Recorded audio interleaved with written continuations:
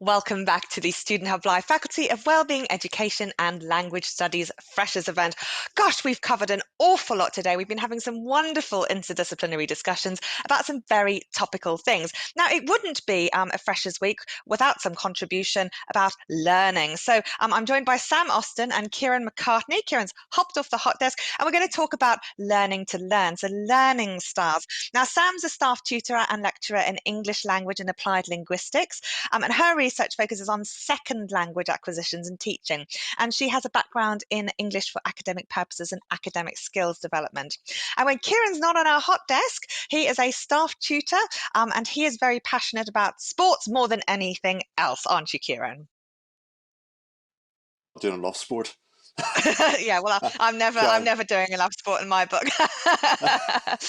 So, there's been research on how people learn, and we've got some widgets we'd like you to fill in here. Some polls. What's your preferred learning style? So let us know. And also, what do you think are 3 characteristics of successful learners? Remember, the word clouds need 3 things in, so fill those up and get them looking good for us if you could. So, Kieran, tell us a bit about the research. What do we know about how people learn? That's actually really interesting. There's some studies done in the 1970s and 1980s, and one that struck out to me was how people learn in different environments. A really interesting one where they took deep sea divers, and what they did was they had 3 groups of deep sea divers, and they took 10 of the divers and they put them on land. Sorry, 2 groups, sorry, not 3. 10 of the divers and put them on land, and then 10 of the divers and put them in the water. And they give them both the same lessons on different welding techniques. And then what they did with them was they got all the divers, the 2 groups of 10, and put them in the bottom of the water and conducted an assessment on welding. And as you'd expect, but as everyone suspected but perhaps not known before, those who'd actually learned under the water done better on the assessment than those who were taught above land. Now, the importance of that is that the mental state, how you learn something, where you learn it, your emotions at that time have a big impact on how you replicate your learning into an assessment. And so when we talk about learning styles, no one has one particular learning style, but one of the things we have multiple learning styles, and that's affected by where you study, how you study, the mood that you're in, even the types of things that you're reading. So being aware of that, particularly in an age where we learn on mobile phones and we learn with tablet devices on the go, well, you could be in the bus or you could be in a bar or a restaurant. It's important to be aware of that and that your mood can change as you transition around. So there are various things that will affect learning styles, and also, I guess, different ways of learning different things. I've heard some students have been talking about, studying multiple modules, and some students say, well, I'll learn about this subject in this particular way, but this subject in another way. Fluidity Mm. seems to be really important here. Sam, I wonder if I can come to you and talk about some of the characteristics of successful learners. What makes learning go well?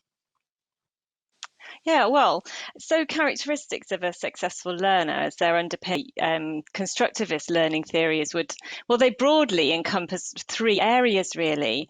And those are people, the most successful learners are the people who actively engage with their learning and that they lead their own learning. So they're interested and they take a really proactive attitude to what they're doing.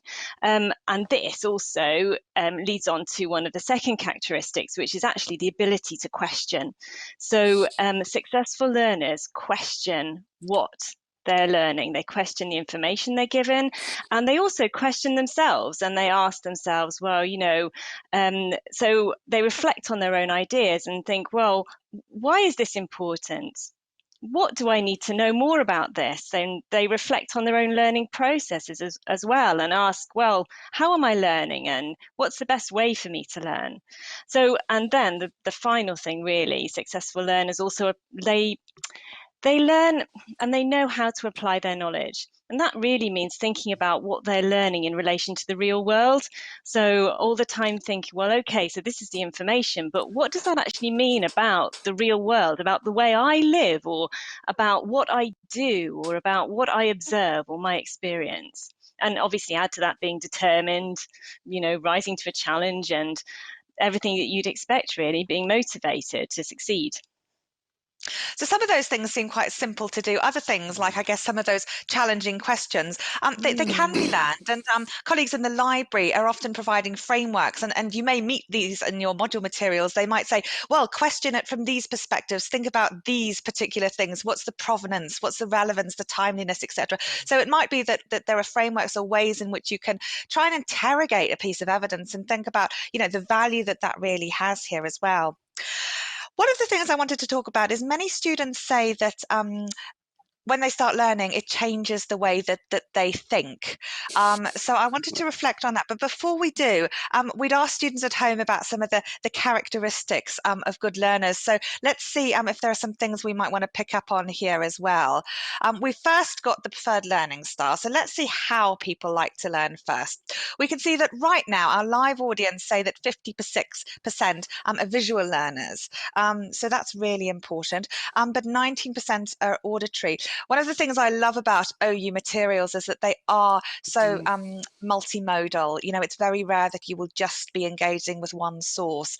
And I think that the translation from many other universities mean that you're either just getting lectures or just getting print. Well, here you have a nice combination of things that do offer you some variety in terms of how you're learning. Kieran, do you want to feed briefly in on that, Pulb, and then we'll look at some of the characteristics? Yeah, I mean, talking about how people learn, it's an interesting way of looking at you. You mentioned there about perceptions and things like that. If you can imagine, and this is because people learn differently in different environments. Imagine you had a pair of glasses and you could tint them pink. All of a sudden, the world would sort of appear a little bit pink. But if you change the tint to blue, it would appear blue. And sometimes how we learn is a perception on how we look at things. That's quite important just to be aware of, and how you learn as well. Um, it'll change on different environments, so you might absorb words quite well in one day of the week, and then reading something else, you need an image in order for it to sink in. So try different methods. Just reflecting on one of the things you were saying right at the start of this session, Kieran, when we were saying, we're talking about cognitive reframing. And I know for some students, they might think, oh, the statistics, I don't like the statistics, or they might be fearful of one particular thing. And sometimes, reframing things can make you a lot more amenable to actually learning what it is, because very often it's not quite as horrific as you originally thought it may be. Yeah, absolutely. Sam, let's take a look at the word cloud. We've got characteristics of successful learners. So here we go. Characteristics of successful learners, organised here, right at the beginning. Determined, disciplined, willing, consistent, motivated, enthusiasm. Sam, are there some points you'd like to pick up on here? There's so many wonderful words. Yeah, I mean, I think that's fantastic. And the one thing that sort of jumped out at me was actually open-minded, and I can see that's come up twice there. And I think that's so important.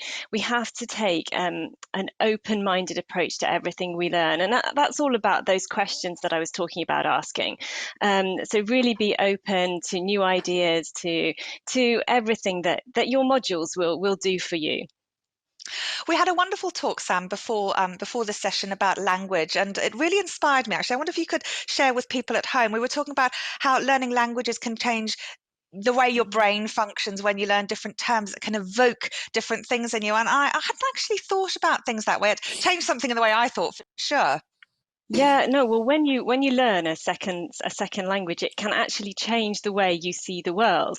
An example of this would be if you ask anybody who speaks a second, a third language, or a fourth language fluently, they'll tell you that there are things that they can say in their one language that they really can't say in another, and that's because those concepts, those ideas, which are expressed in one language and not actually expressed in the other language, and so aren't so immediately available to you as a person. So when you learn a new language, you actually learn a new way of seeing the world, and you get a sort of a cognitive flexibility, which can actually have an impact on your life, which is non-linguistic. And there's some research to show that second language learners or bilinguals actually manage to solve non-linguistic problems very effectively, and they believe that this is a result of their bilingualism, and also bilingualism as a way of warding off dementia, for example. So I would say that there are lifelong benefits to learning a second language, and yes, it really does change the way you experience and the way you see the world around you. Brilliant. And we're going to be talking about that a little bit later on in today's programme also. But Kieran, I wonder if we could end with your SEAL example of effort over skill. Yeah, that's an interesting one. It's I don't know if anyone should have heard us before. The U.S. Navy SEALs, which are a special forces military unit, and it's a story I heard. I'm not sure it's true, but it's a really good one. Apparently, one of the tasks they first give these SEALs is they have to obviously be able to swim. So they put them in a group of SEALs into a swimming pool and gave them a bucket of rocks and told them to swim to the far end. And they noticed that one recruit wasn't swimming. He sank to the bottom and carried the rocks, and he'd come up for a breath and go down and carry the rocks again, and eventually done it so often that he passed out. And they had to go and rescue him and resuscitate him.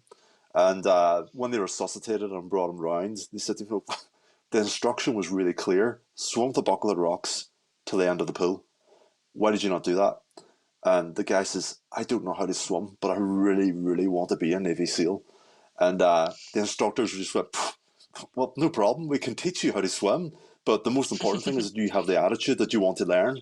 And I would say that for any learners open university, don't worry about, if you're afraid of learning content, as long as you have the attitude that you want to win, that you want to learn, those skills will come naturally afterwards.